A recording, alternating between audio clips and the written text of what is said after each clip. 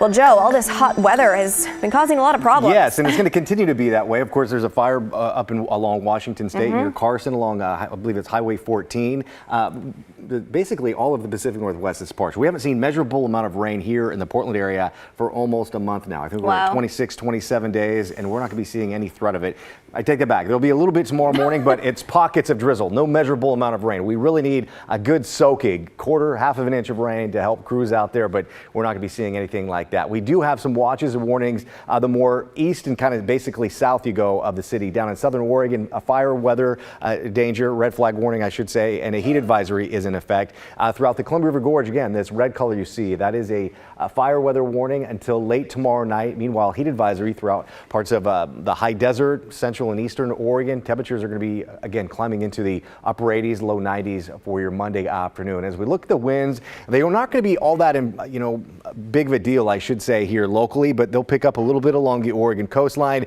The real concern, though, will be, of course, where that fire danger is throughout the Columbia River Gorge, the Dalles east. You're going to be looking at gusts tomorrow morning, tomorrow afternoon, anywhere from 30, maybe 40 miles an hour, and that'll be the case throughout parts of eastern Oregon as well. We'll start to see the winds continue to pick up heading into Tuesday as well. Regardless, the fire danger is going to remain high over the next several days. Again, no measurable amount of rain in sight. What we are going to be seeing is a lot of heat, again, picking up starting basically Wednesday into Thursday as well of next week. But talking more of our big breaking news story out in Cannon Beach, where a cougar sighting basically shut down this section of Cannon Beach. It's somewhere on this rock right now. Ashley Grams is out there just a short time ago. Now, low tide kicks in about 6:20, 6:30 tonight, so that might entice that cougar to come down. But again, crews are watching it. We don't have it zoomed out far enough, but on the other side of Cannon Beach, or of Haystack Rock, there are crews kind of paying very close attention to the situation out there. Looking at the satellite and radar up and down the I-5 corridor, nothing but crystal clear skies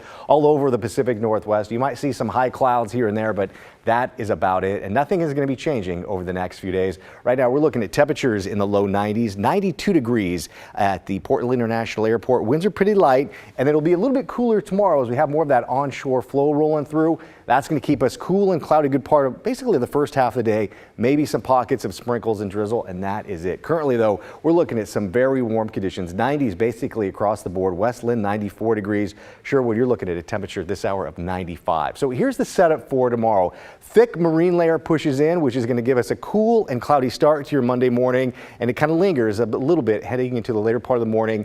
But by the afternoon, we are going to be looking at basically mostly sunny skies, and those sunny skies carry over into much of the week as well. So here's the setup for this week. We'll have that ridge of high pressure, and it's going to be pretty strong basically heading into Tuesday. So cool and cloudy to start things off tomorrow. Back to warmer weather as we jump ahead into Thursday. And again, down in parts of California, the desert Southwest, that heat is going to kick in. You're not going to be getting much of a break throughout parts of the Southwest over the next few days. We just talked about how hot it's been in Phoenix, 17 days with temperatures 100 or better. Yeah, you're not going to be getting much of a cool down over the next few days.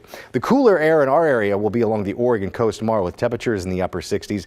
A slight chance to see some light sprinkles and maybe a little bit of drizzle at times, but again, you're going to be looking at mainly dry conditions by the afternoon. Throughout eastern Oregon, sunny, windy, and warm. Daytime highs right around 90 degrees throughout Burns.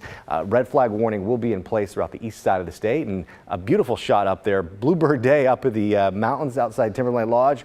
Temperature of 70 degrees, and then throughout the Oregon Cascades tomorrow, it's going to be sunny and warm. Again, central and eastern side of the state, it's going to be sunny and hot with that red flag warning in place.